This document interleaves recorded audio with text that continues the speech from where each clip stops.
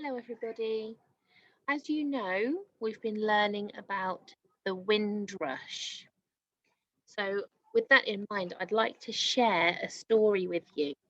This is called Coming to England, and it was written by a lady called Floella Benjamin. And this is a picture of her here. Now, we have spoken a little bit about Floella Benjamin, and we will be talking about her more. Her story is very important. So, Coming to England. My name is Floella.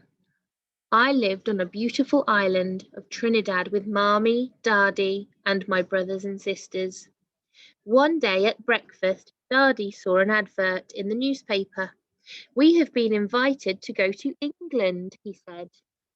Dardy had always wanted to be a jazz musician in England, so he packed his saxophone and his suitcase and set off.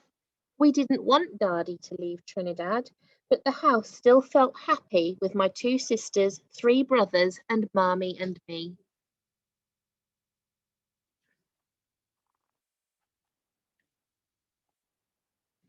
Every day at school before lessons started, all the children sang God Save the Queen.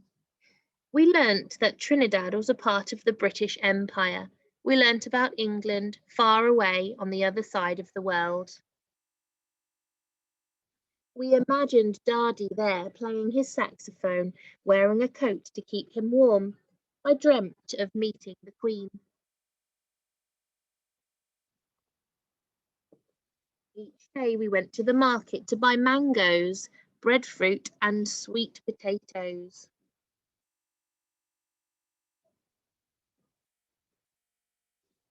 The months went past. In the hot season, we had to move very slowly. Then, when the wet season came, we could dance outside under the huge, warm raindrops. A year after Dardy left, Marmee packed her bags and went to join him in England. She took my littlest sister, Cynthia, and brother, Junior, with her. Sandra and I had to stay behind with our wicked auntie and wait for Marmee's letters. One day, a letter arrived from Marmee. It said we were finally going to England. We jumped for joy. Even better, our brothers Lester and Ellington were coming with us as well. Now it was our turn to pack. We didn't have any warm clothes, but we packed our prettiest dresses.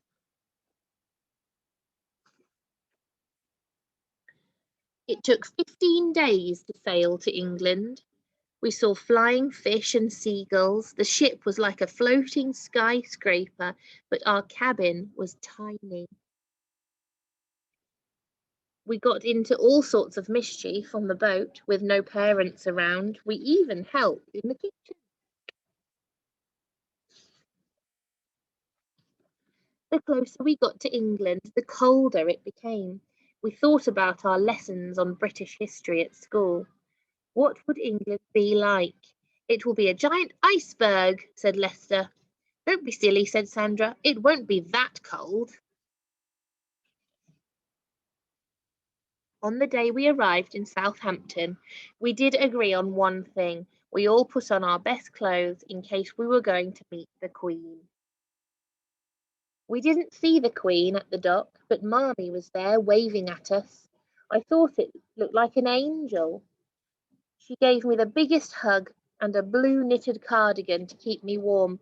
Let's go home, she said.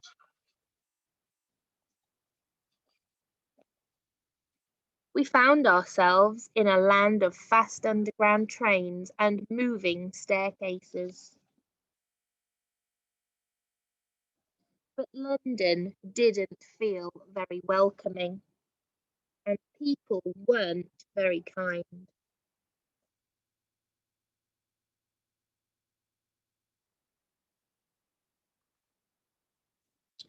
We all lived in one room, so we missed our lovely big house in Trinidad.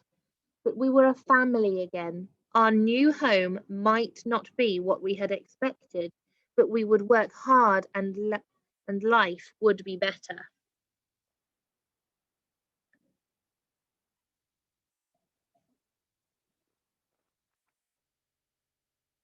I was excited to start a new school, but our classmates had never seen black children before.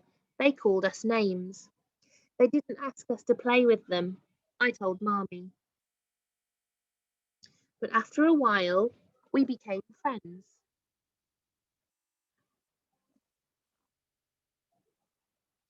At first, coming to England was not as nice as I thought it would be, but little by little we settled in and it felt like home.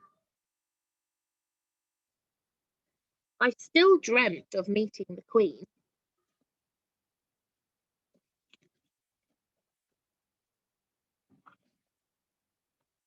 And one day, when I was all grown up, I did.